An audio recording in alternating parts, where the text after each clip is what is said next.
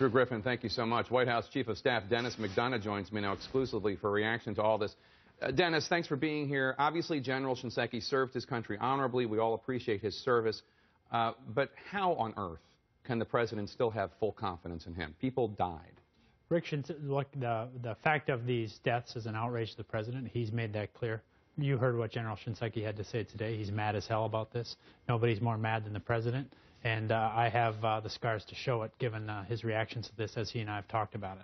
But Rick Shinseki has dedicated his life to the armed forces of the United States, to the defense of this country, and he has shown over the course of nearly 6 years now his commitment to our veterans. We've seen a dramatic expansion of 16% more vets into the healthcare system, 14% increase in spending in the healthcare system.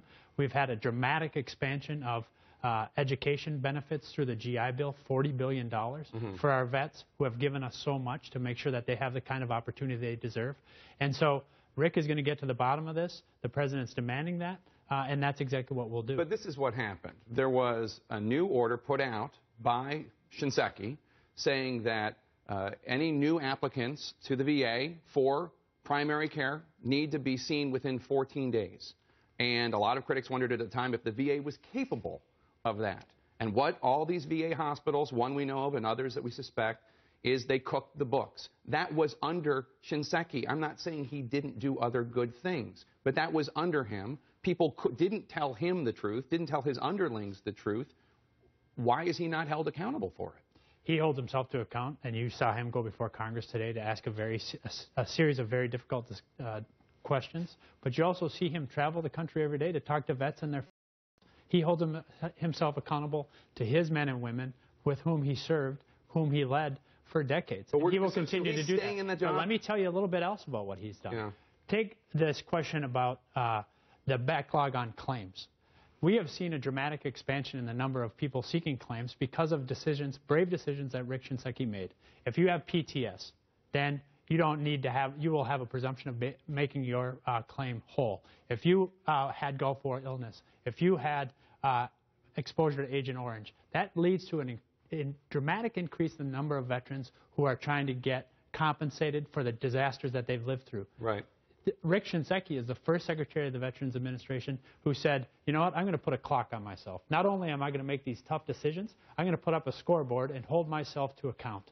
So he's put the backlog on himself and said, I'm going to finish this before the end of 2015. And you know what he's doing? He's dramatically reducing that. It's 50% less than it was, and it's because he cares deeply about these vets, as does the president, and that's exactly what we're going to do. We're not going to get involved in any political games. We're just going to get the job done. Dennis, senators say there's ample evidence that federal crimes may have been committed. Senator Blumenthal said we need to bring in the FBI to make sure that no evidence is destroyed. Why is the Justice Department sitting on the sidelines on this? What I'd say is I just refer you to the Veterans Administration IG on this. They're investigating this, digging into it, taking a hard look at it. That's right where it should be. Lives are on the line, and, you know, this is not new. I mean, anyone who reads the papers know in 2011 there was an outbreak of Legionnaire's disease in the VA in Pittsburgh.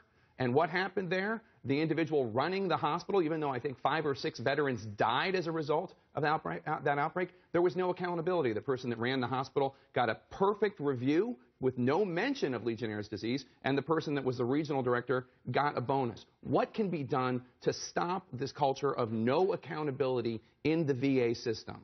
What Rick said to the Senate committee today, that in this instance there's been more than 250 cases of people who have been held accountable for their actions. He can explain that in great detail. The president, as soon as he heard about this latest outrage in Phoenix, called Rick and said, you know what, Rick, I need to know exactly what happened. I need to know exactly the accountability measures that you have and that you can institute. And if it's not enough, then let's change it and make sure that we hold people to account. But I'm telling you right now, that happened in 2011 under Secretary Shinseki, and that person was not held accountable. The person got a perfect performance review and got a bonus. There are lots of examples like this. I'm telling you, in that same healthcare system, Jake, we have dramatically expanded access because that's exactly what our vets have earned, and that's what they deserve, and that's what we'll continue to do. This letter from the chairman of the House Veterans Affairs Committee from 1 year ago warns of dramatic problems at the VA.